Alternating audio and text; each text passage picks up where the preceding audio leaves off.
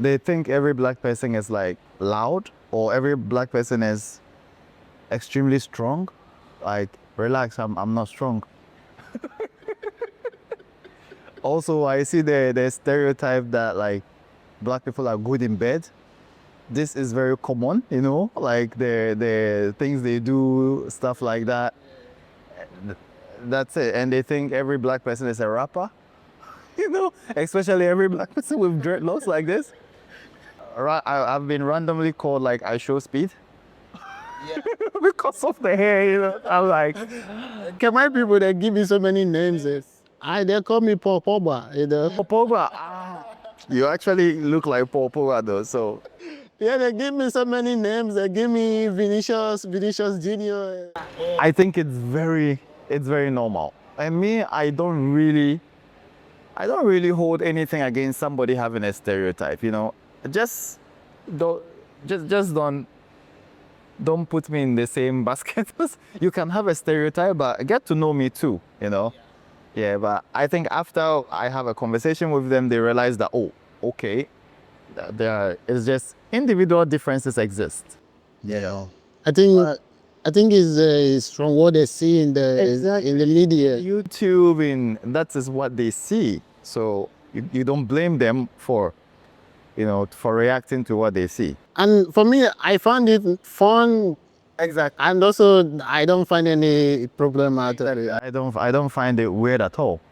I mean, for a 20-year-old Cambodian who has never traveled to Africa or stuff like that, trust me, I teach students, and some of them don't even travel to the provinces. They're just rich kids who don't even travel out. I ask them, hey, have you ever been to the farm before? Me, I'm the son of a cocoa farmer, cacao farmer, they call it here. So I've been to the farm. I have done hunting with we have dogs at home. We travel, do hunting. Although my dad produces cocoa on a bigger scale and stuff like that, but I was still like, from ghetto. I wouldn't say like ghetto, but like, yo, it's the same black household thing. Sunday you go to church, Saturday you go to the farm and you wash your clothes for school. It was like that. So, but here you find kids who just, we are home, we order food from Yam 24. They never been to the market to see where their food comes from and stuff like that. So imagine people like this. Recently, I went to class. I have new students, so I went to class, and then the moment I entered, the students didn't know that their teacher is a black guy. So I entered, and everybody was like, "Oh," like in amaze, in awe. But yeah, I think we have a few Cambodians here who are Africans, black Africans who are who are giving new stereotype. I wouldn't call it a stereotype, but like giving Cambodians a new Narrative. changing the narrative. Exactly. Because they think every black guy is doing some shady business. I'm sorry to say, but yeah, you doing the YouTube, people see you working, they see you growing.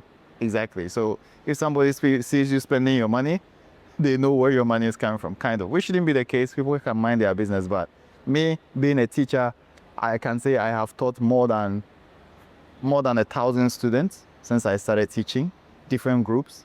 So everybody who has encountered me definitely has a different narrative about black people. We have the Siva doing his music. Who else? Sam as well. Sam doing his social media thing. He actually was a footballer in Thailand. Manu Selapak doing his boxing.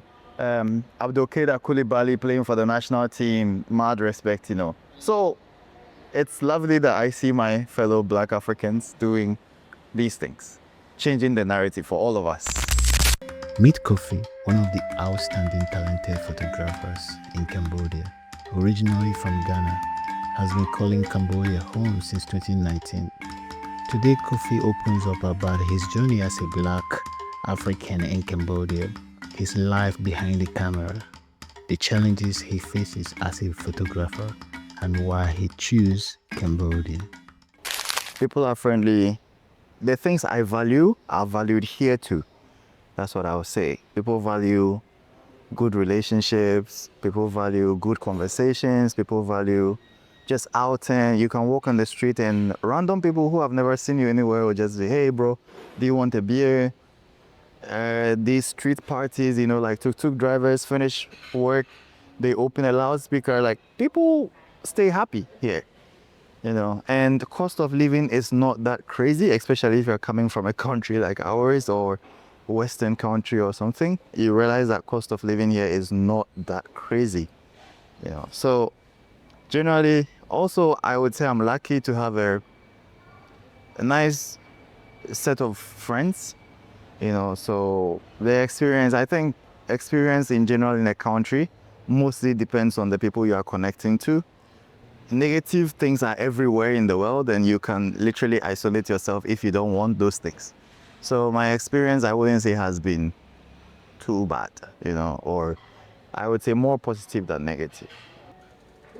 Racism wise, no, not, no, no. I was working in Siem Reap. I think this was the second time I had something of that sort. I was working in Siem Reap, and then with my wife, and someone just bypassed us, and then he was like, he spoke Khmer, you know, so they just started calling me Domre, Domre, Domre, which means elephant.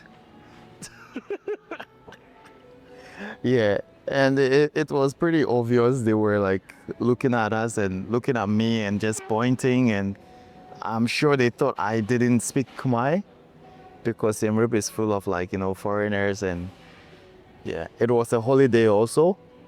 So I'm sure they thought we were just foreigners who were just traveling. So But do you think that in my own sense, and you know, sometimes these Khmer people, they can be funny somehow. exactly. So for me, if you know we are big, normally we are much bigger than them, and I think maybe he might not mean it in a bad way, but he don't know that he don't need to say that somehow. Yeah, but yeah, the sim is like, oh, you tom everywhere, tom like big. Tontom I get a lot in a funny way. Domre, even the Domre, I was thinking it was in like a, you know, sorry to say, but like sexual way. You know what they were thinking about, you know. Okay. So the elephant trunk, you know. Oh shit! No. So I know that. so yeah, that was funny and weird at the same time, you know, because they did it like to my face, you know. It's like, gosh. Yeah. For me, I get that a lot, like a lot of times. Sometimes when I just walk past, it's like they'll be like this. Oh yeah. Yeah, so we just laughed about it. My wife now randomly says Domre at home. It's like, yo. I don't know if you've ever faced any other discrimination in terms of getting job or getting what you want here, renting house. Renting house, some, I mean, some apartments are skeptical about having black people. It's a thing, but also you don't blame them because it's based on their experience. Maybe they had a black person staying there and the conduct was no good, you know, so maybe that's the reason why. But I wouldn't say that it was towards, like, it was just because I'm black. It is mostly from their experience. So that's it. It has happened like once, but apart from that, even that, it's not like they will just say, hey, go, we don't want to see you. No, they will ask you for so many documents just to verify that. So I just had to keep producing documents for them. But luckily, by God's grace, I have everything set. So every time they ask for this, they ask for that, they ask for that, I was able to provide. Even like showing them that I teach in the university here, that calms them down pretty much. And the fact that like I can show them like my social media handles, they realize that, oh wow, okay, I know, like it's not like I'm gonna do anything bad. Yes, so that calms things down. But I wouldn't say there's too much discrimination. Well, in terms of getting jobs, In terms of getting job, I would say face everywhere you face a little bit of, yeah. So yeah, I get it sometimes. especially when it comes to like finding teaching jobs, they would always prefer that um, I would say like American guy or or like a Westerner light-skinned guy over you. You know, it's obvious. And even sometimes I was thinking that, oh, maybe it's just because of teaching English, they prefer like like somebody from an English country, you know. But hey, Ghana, English is our first language, literally. So I've been speaking English since I was a kid, all the way up till now. In my family house, we speak English, everything. So for the school owners who will be watching, please, Ghanaians, our native language, our first language is English. Start giving us jobs, you know, and stop saying that, oh, I want like a native English speaker. I'm a native English speaker. You know, I write all my exams in English in high school, from primary all the way to university. Everything is in English. So yeah, but yeah, that's it.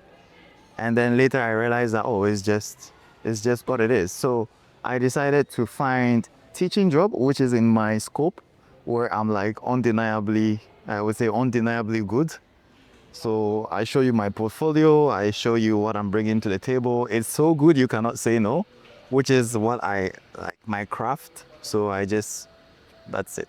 And then I was able to get the job. Yeah. But the school that I work with, they're actually like a Western school. Yes. So the owner of the school, really nice people. So I had zero problem when I applied for this job. It was a recommendation from my friend who was leaving to Africa. She was French, and she was like, hey, I have this job. I have to replace my courses with a new teacher. So are you willing to take it? And when I sent my CV, the owners were super happy. They were more focused on what work I can do rather than how I look like or whatever. And, you know, it's an art school. So also like, yes, they're very nice, I would say. Yeah. Do you find Ghanaian food here? Ghanaian food in Cambodia? No. You can get Nigerian food. But there is one Ghanaian lady who makes Ghanaian food for us. I think she's more like our big mama in Cambodia, you know. Yes. So I have a friend's wife who is more like my sister. So I go to her house, she comes to my house, we visit each other, I visit her husband. So yeah, that is where I get Ghanaian food. But apart from that, there is also one guy who makes Ghanaian food, but I don't normally get Ghanaian food from him. Yeah, so only two places I can. Do you cook Ghanaian food, yes, I cook myself. most of the time? Most of the time, yes. Yes. Which of your food do you miss the most? Which of the Ghanaian food I miss the most? Fufu. Yes, fufu, I miss fufu the most. Because, man, here we live in like condos. You cannot be pounding, you cannot be pounding fufu on top of somebody's head, you know? For those who don't know the process of making fufu, it's like you have a mortar and a pestle, and you literally have like raw materials like cassava and plantain cooked, and you have to pound it. And it makes very loud noise. So yeah, you can't do that in Cambodia. If you are living on like third floor, you end up breaking the floor and like falling on somebody's head. Or they will kick you out. Exactly, or they'll kick you out. Too much noise, you know? That black dude making weird food. But yeah, And in general, what is the struggles? it's in the job I do, photography. I think lots of companies people still don't see photography as something that they should spend their money on. You know, they don't see, I wouldn't say photography alone, I would say visual communication for their company. They don't think it's a very important part of like their company that they should spend money on. So you find a few photographers who are doing very well. And it's because one, their portfolios are good. but they are highly connected. I will just be honest. Yeah, they have connections. But apart from that, I mean, I get people asking, doing inquiries and all of that, but the market for photography and creative work, it's quite recently where we have people like Darion Cole coming in, you know, elevating the game. I have my friend Bong Sokai who comes yearly. We have young people like Luis. We have Studio Cage who does like high level production. We have Sabe. So yeah, but as a foreigner, I would say that the young Cambodians here, I wouldn't say all of them, but most of them would charge a small fee for really good work. And the more that happens, the lower we are put, you know, because if I am charging $400 for like a shoot, you find another Cambodian photographer who will be charging 150 for the same kind of shoot. And they don't care whether it's like high quality or no, they don't care about that. High production quality, nothing. All they need is that they have content to post. So yeah, it's not like other countries where it's a big deal. In general, do you think, as a photographer here in Cambodia, do you think you can survive being a photographer in Cambodia? I would say that just to be safe, get yourself an extra job like I'm doing. That will pay the bills and then navigate your way, because it will take a long time for you to actually establish your grounds. You know, how I got known by lots of people was connecting with, I would say that in human relations, since I came to Phnom Penh, I have been quite fortunate. I have met some really good people, and that is how I got people knowing me and knowing my work. You know, so if you don't have that connection and you are just going to depend on Instagram, Facebook, nah, it's not gonna work. You will have a really tough time. You'll get people asking, oh, your pictures are very good. How much do you charge? And then after that, that's it. That's the end of the conversation, bro. They'll never book you. Coming from Ghana, do you think you would as cheap a year? I would say a little bit. Yes, I would say a little bit. It depends on also like commodities that you are buying. You know, because if you are buying like clothes in Cambodia, because they are manufactured here mostly, it is not that crazy expensive. Like clothes in Ghana. Shoes in Cambodia, not too expensive. Electronic stuff, because I'm a photographer, I'm buying cameras, lenses, lights. Ghana, more expensive, because shipping them from China all the way, you definitely have like some cost added. But Cambodia, we all know we have Taobao, which is like easiest way to get stuff from China. So yeah, food here, cheap. Because on the street, you get your bai cha for like 7,000, 8,000 real, you know. But hey, there are also some quality things that are expensive. So don't come to Cambodia with the idea that, hey, you're gonna be finding easy things on the floor. Nah, man.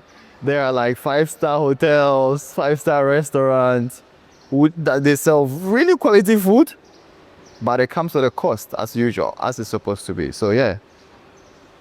But I was lucky because, man, the time that I got broke and I got broke and I didn't have like my passport and stuff, it was these small street foods that held me down, you know? That held me down, bro. Ghanaian food is more expensive here than even Cambodian food. Yeah. The good thing is I just don't buy it. I get it mostly for free from my friend, you know? Yeah. So yeah. I would say. What do you like about living in Cambodia? What I like about living in Cambodia, the people are very friendly, very open. Friendly doesn't mean that they will allow you to step on them, but they are friendly. They are less judgmental. You can make anything out. You can make the quality version of yourself in Cambodia if you want to. You know, there is a lot of space or room for like improvement, There are so many sectors that are open that do not have like the skill set to the top yet. So if you find these opportunities, you can actually literally like train yourself within 6 months and fill up a space where you can operate as a whole new person. I've seen so many people come from their countries. When I was coming from Ghana, I was a military nurse. Here, I was able to like push my photography all the way up. So that is one thing. Cambodia supports development. Like where we are filming now, the factory, they support creative arts, you know, and all those things. So yeah, it's a good place to grow, I would say. You can also get very comfortable. And if you don't take care, because you can say, oh, the bai chai is just, you know, and then you feed on bai chai, and because of that level of comfort, you might not push yourself to grow. Exactly. So that is also, there are so many things happening in Cambodia. Like if you talk about the fun part, let's talk about the cost of beer. It's so cheap. And my friend and I actually calculated the free cans you get out of one pack of beer is literally half pack. Yeah. And so if you don't take care, if you're a fan of like drinking and having a good time, you might lose yourself in the process. Because it's super cheap. You can, you know, and you know, like too much of everything is bad. I'm not saying like don't enjoy your beer or anything, but there is the point where you can get too much and that could be really bad. Parties. Like there is Basak Lane where like you get a little bit of Afrobeat, you get a little bit of Latin music, you get amazing Khmer music, you get amazing street food. If you don't take care, you will live on Basak Lane your whole life.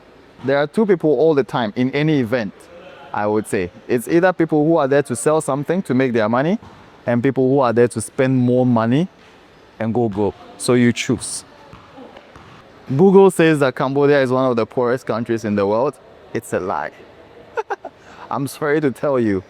If you are in Ghana or Africa and you Google and then they say 2019 though, when I Googled, they were like, oh, Cambodia is one of the poorest countries in the world. And most of the videos that they show you is literally like Cambodian women at their province growing like rice and stuff like that.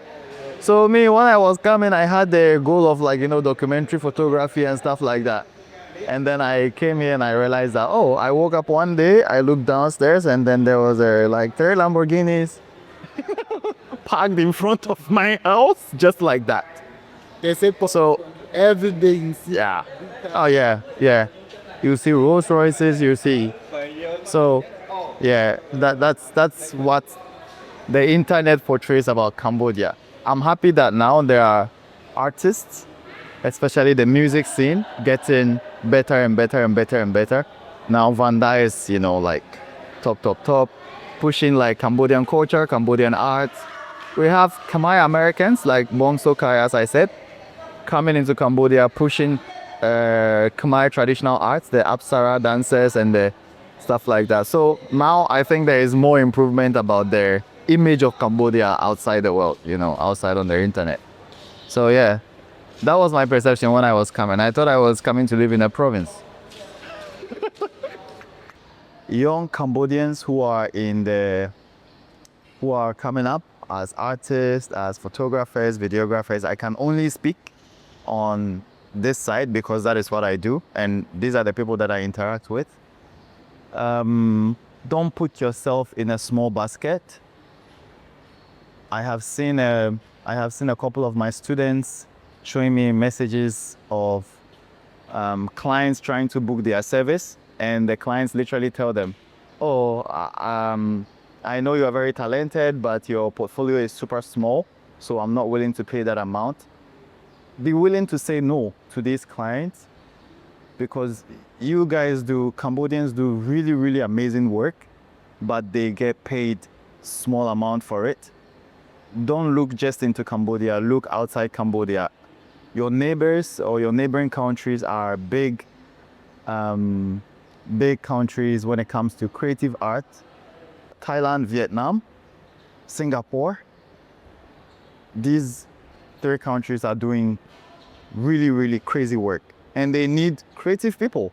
I've met graphic designers in Cambodia. I've met fashion designers in Cambodia, makeup artists in Cambodia who are like super, super amazing, but they are charging peanuts. And that is what is killing our market as artists. If everybody was supposed to charge their, I would say, good rates, then they will start respecting us. So I think the respect begins from us. Let's put more respect on ourselves and our art. And Cambodia is just amazing. Yeah. Being here, doing your photography work since 2019 compared to now, what do you think the changes? I would say before I had like more market. Now it's less. The emergence of like AI and stuff like that, people don't really like pay more attention to like, oh, I need a photo, I'm gonna pay this amount for it. That's it. So yeah, that is the problem now. But in terms of the development of the skill, so having the market is a different thing, but skill development, I would say when I came to Cambodia, if it was at like 50%, now it's at 80%. You see more Cambodians and more foreigners in the country who are creating or making art on a very high scheme, doing photography on a very high level. So it's there. There are good people out here. I would say their skill has developed a lot. Now it's like more competitive. Now more competitive, yes. I would say more competitive now.